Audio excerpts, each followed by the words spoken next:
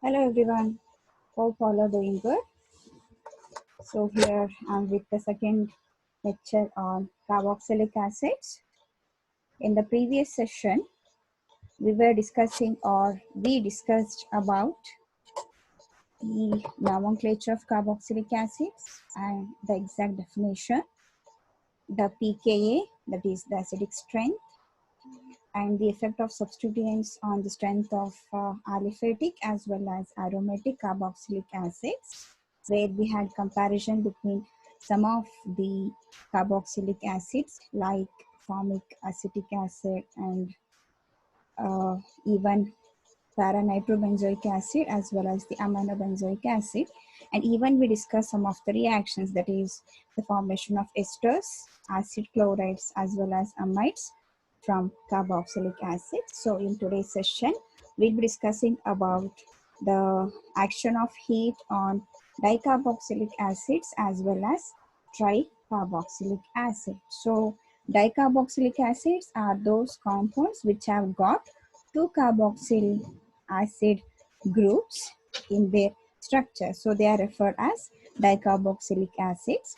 The saturated dicarboxylic acid are represented by the general formula CnH2n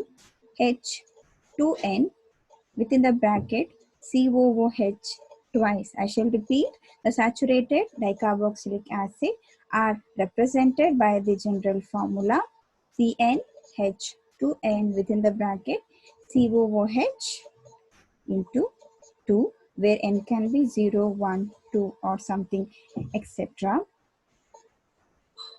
Uh, so here we are discussing the effect of heat. The effect of heat on dicarboxylic acids, it mainly depends upon the position of the carboxyl groups in the chain. So thus, the acids in which the second carboxyl group, you should remember we are discussing about the dicarboxylic acid. So if the second carboxyl group is in an alpha or beta position with respect to the first carboxyl group, then such dicarboxylic acids, they undergo decarboxylation. In the sense, they lose carbon dioxide gas after heating. So here you have example COOH, that is your oxalic acid, which on heating at a temperature of 140 degrees Celsius undergoes decarboxylation, giving HCOOH, that is your formic acid and carbon dioxide. And here you have COOH, CH2COOH. Can you guess this compound? This is malonic acid, which again upon heating undergoes decarboxylation, giving rise to acetic acid as well as carbon dioxide, and this reaction takes place at around 150 degrees Celsius. So please do remember, if the second carboxyl group is placed at alpha or beta position with respect to the first carboxyl group, such acids undergo decarboxylation. Acids with a second carboxyl group at a position gamma or delta, they result in the formation of cyclic anhydrides. So if you find the second carboxyl group at gamma or delta position, such carboxylic acids, they result in the formation of cyclic anhydrides. They sometimes may give out water molecule as a byproduct.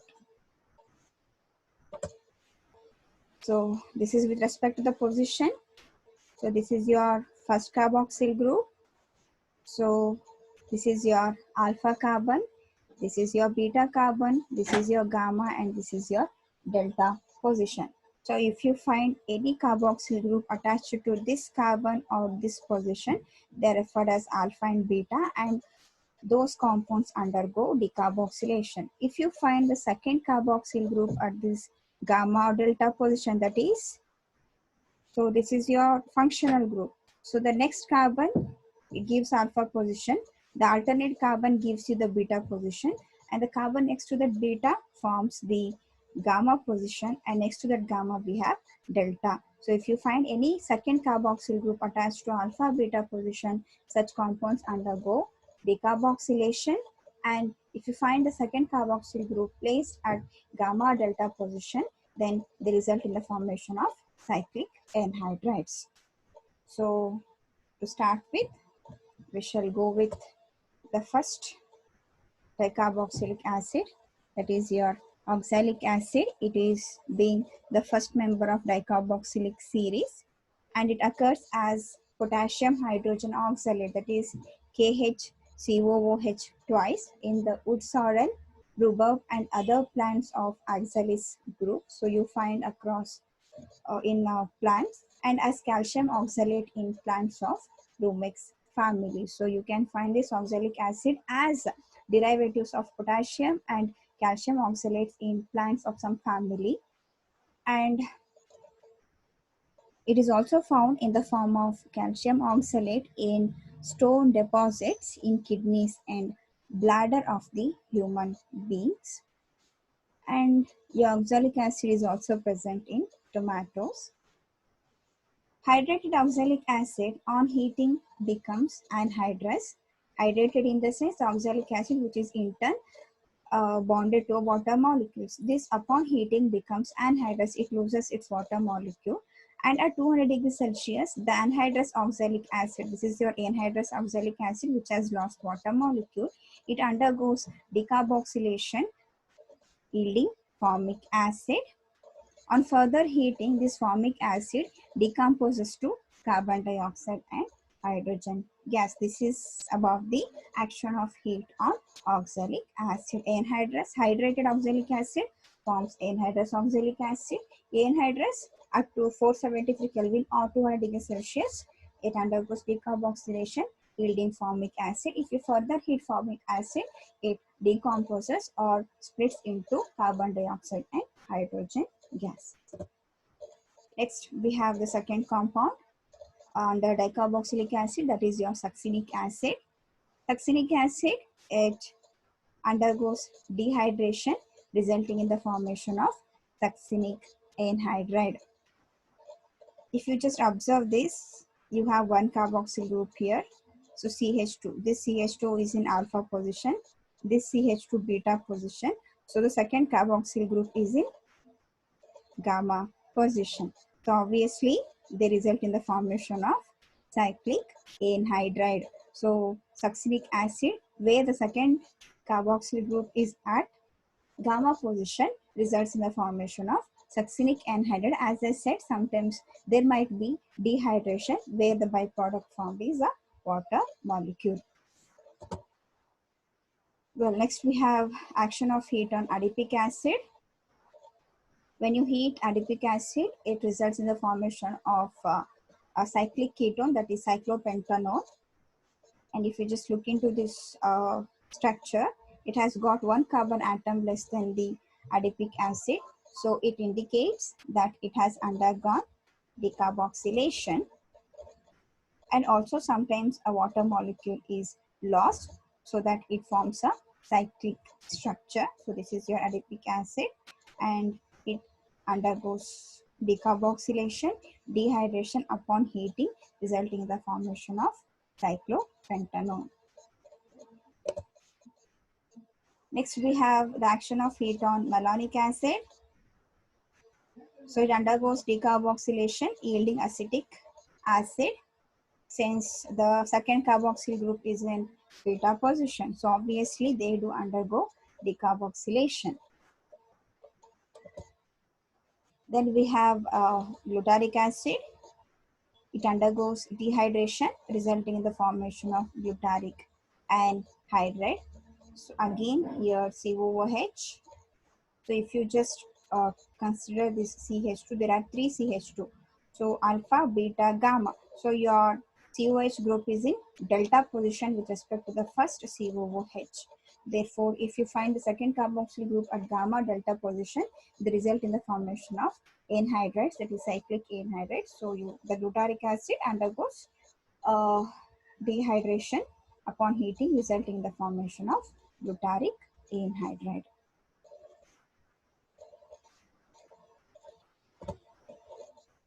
Next, we have two examples under tricarboxylic acids. So under tricarboxylic acids, we are discussing about the first compound that is citric acid and the second compound that is tartaric acid. Citric acid is a weak organic acid that is produced as a white crystalline powder. Actually, it's a food preservative which is used to add some acidity or sometimes to add some sour taste to foods, as well as it is added to soft drinks. It has got a chemical formula of C6H8O7. Here you can see this is the linear structure of your citric acid with IUPAC nomenclature, propane 1,2,3 tricarboxylic acid, and this is the Fischer projection. You have a carbon skeleton. You have got three carboxyl groups which are towards the right side. So it is yes, dextro form of the citric acid. And in terms of biochemistry, citric acid, it acts as a intermediate in the citric acid cycle, which we call as a Krebs cycle, which is very important in terms of metabolism. And it occurs naturally in citrus fruits like your lemon, oranges, etc. And it is very important in terms of immunity. Coming to the action of heat on citric acid, when you just place citric acid at room temperature, it looks like a white crystalline powder. Citric acid can exist either in its anhydrous form or as a monohydrate form, where the citric acid is connected to one water molecule.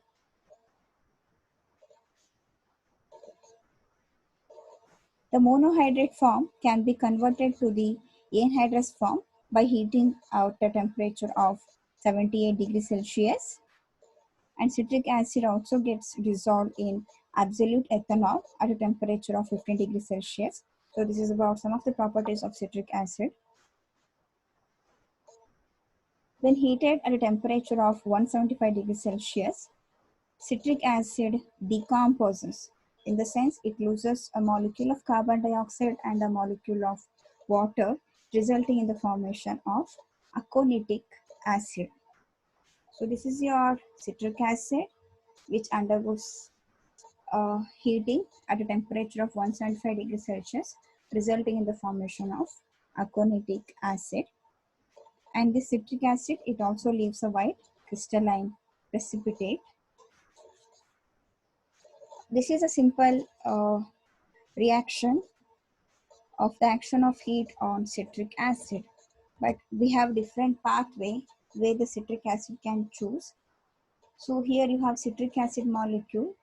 Upon dehydration, as I know, it gives rise to aconitic acid, that is trans-aconitic acid with respect to the position of the carboxyl groups. And this aconitic acid on further heating undergoes decarboxylation and dehydration, resulting in the formation of a cyclic anhydride, that is itaconic anhydride, which on further reaction results in the formation of citraconic anhydride. If I just come back to the trans-aconitic acid, which undergoes dehydration at a slight temperature, resulting in the formation of trans-aconitic anhydride. If you want citric acid to undergo only decarboxylation, maintaining a room temperature, it results in the formation of 3-hydroxyglutaric acid. So these are the different pathways that are chosen by the citric acid, where it undergoes decarboxylation as well as dehydration. But as per your syllabus, this reaction is enough. Coming to the second tricarboxylic acid, the picture indicates, yes, tartaric acid is found in the grapes family. It's a white crystalline organic acid that occurs naturally in many fruits, most notably in grapes, even in your tamarind, bananas, as well as citrus. It's a salt, that is the salt of tartaric acid, that is potassium bitartarate, which we commonly call as cream of tartar. It develops naturally in the process of wine making. So that's the reason the grapes are meant for wine making process. This is the Fischer projection of tartaric acid, where you have the carboxyl groups. Then this is the linear structure of your tartaric acid. If I just talk about the conformation of tartaric acid, it is found in four major compositions, namely dextroform, the levoform, then we have the racemic acid, where you have 50% of dextro as well as 50% of levo, and the mesotartaric acid, that is R and S configuration, where the last two, that is the racemic as well as mesotartaric acids, are optically inactive. Coming to the action of heat, tartaric acid upon heating results in the formation of pyruvic acid, and if you just look into this equation, you can see it undergoes decarboxylation as well as dehydration. So this is about the action of heat on dicarboxylic acids as well as tricarboxylic acids. Hope I have made things clear.